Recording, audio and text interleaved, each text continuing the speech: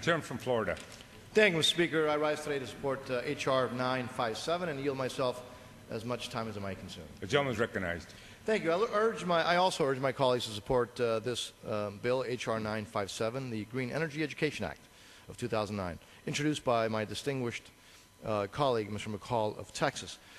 This is a good piece of legislation that we, by the way, passed in the 110th Congress, but the Senate did not take it up before adjournment.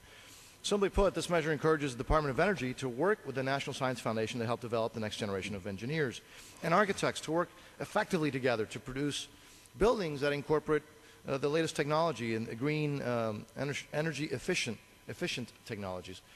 Now, oftentimes, energy efficient buildings are not being constructed, but not because the building professionals don't want to do it or think it's a bad idea, but primarily because they just don't even know and they're not aware of all the technology that's available. So this measure is intended to close that gap. And I also want to commend Mr. McCall for his fine work on this very important bill. And with that, Mr. Speaker, I would reserve the balance of my time. I also want to thank the chairman of the committee.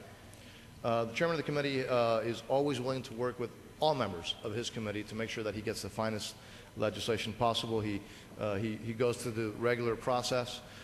Something that unfortunately is not done as much as it should be. So again, I just would like to take these seconds to thank the chairman of the committee for working with all of his committee, always being open. His door is always open.